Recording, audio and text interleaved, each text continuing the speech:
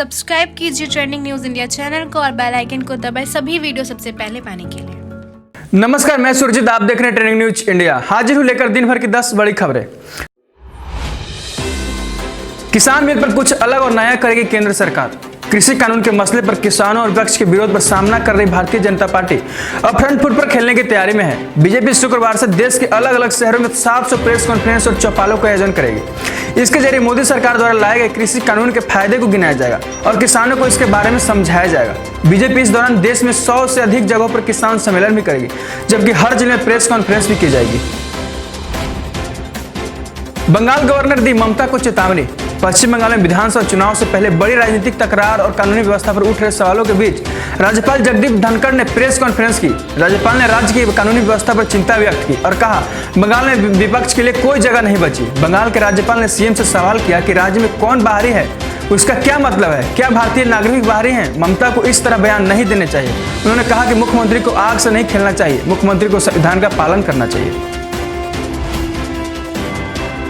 UP के महाराजगंज में 6 साल की बच्ची का अपहरण। उत्तर प्रदेश के महाराजगंज जिला में कारोबारी के 6 वर्षीय इकलौते मासूम पुत्र का अपहरण कर 50 लाख रुपए की फिरौती मांगी गई। इस घटना से पुलिस महकमा में सनसनी मच गई। कोतवाली पुलिस ने केस दर्ज कर मासूम बच्ची की बरामदगी के लिए क्राइम ब्रांच समेत पुलिस की 4 टीम लग गई है। किसानों के समर्थन में उतरे अभिनेता धर्मेंद्र, कहा उनका कष्ट देखा नहीं जाता, जल्द कुछ करे सरकार। बॉलीवुड एक्टर धर्मेंद्र देओल ने एक बार फिर से किसानों के समर्थन में ट्वीट किया।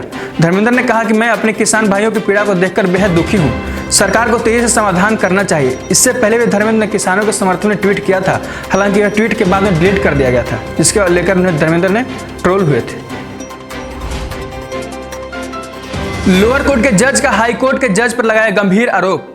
श्रीनगर की अदालत के एक वरिष्ठ न्यायाधीश ने शिकायत की है कि एक जमानत अर्जी के विषय में उच्च न्यायालय के एक न्यायाधीश की ओर से उन्हें कथित तौर पर प्रभावित करने की कोशिश की गई, जिसके बाद उन्होंने मामले की सुनवाई में अपनी असमर्थता प्रकट की। श्रीनगर के प्रधान सचिव न्यायाधीश अब्दुल रशीद मलिक ने एक लिखित आदेश में आरोप लगाया कि जम्मू कश्मीर के उच्च न्यायालय के एक न्यायाधीश सचिव ने हाईकोर्ट न्यायाधीश के इस निर्देश से अवगत कराने के लिए टेलीफोन किया कि वह सुनिश्चित करे कि एक आरोपी को जमानत नहीं दी जाए, जिसे गंभीर आपराधिक मामले में गिरफ्तार किया गया था। किसानों को हर तरह की मदद कर रहे कबड्डी दल के खिलाड़ी। दिल्ली और हरियाणा के सिंघू बॉर्डर और टिकरू बॉर्डर पर चल रहे किसान आंदोलन में तमाम रंग भरे जा रहे हैं। इनमें से एक रंग भारतीय कबड्डी टीम के खिलाड़ी भी भर रहे हैं। भारतीय कबड्डी टीम के पूर्व कप्तान मंगी बग्गा किसानों के कपड़े धोते नजर आ रहे हैं, तो कुछ अंतर्राष्ट्रीय खिलाड़ी लंगर में अपनी सेवाएं दे रहे हैं। एक खिलाड़ी दूसरे देशों की टीमों को धोते रहे हैं, लेकिन सिंघू बॉर्डर पर अभी टीम के साथ प्रदर्शनकारी किसानों के कपड़े धो रहे हैं। उनकी ही कप्तानी में 2010 में भारत ने पाकिस्तान को हरा 2010 का वर्ल्ड कप जीता था। राजस्थान में 9 नवजातों की मौत से मचा हड़कंप। राजस्थान के कोटा शहर में एक सरकारी अस्पताल में कुछ घंटे के अंतराल पर 9 नवजातों की मौत हो गई। अधिकारियों ने बताया कि जेके लोन अस्पताल में 1 से 4 दिन के 5 बच्चों की मौत बुधवार को रात हो गई, जबकि 4 बच्चों की मौत बृहस्पतिवार को हुई। बच्चों की मौत के मामले में अस्पताल पिछले साल दिसंबर में सुर्खियों में रहा था।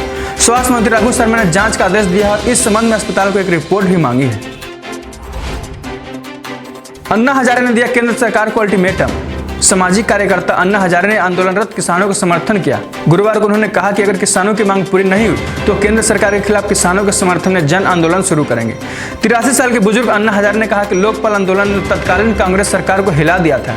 मैं किसानों के विरोध प्रदर्शन को उसी तर्ज पर देखता हूँ। भारत बंद के दिन मैंने गाँव के रालेगन सिद्धि में एक संगठन का आयोजन किया था।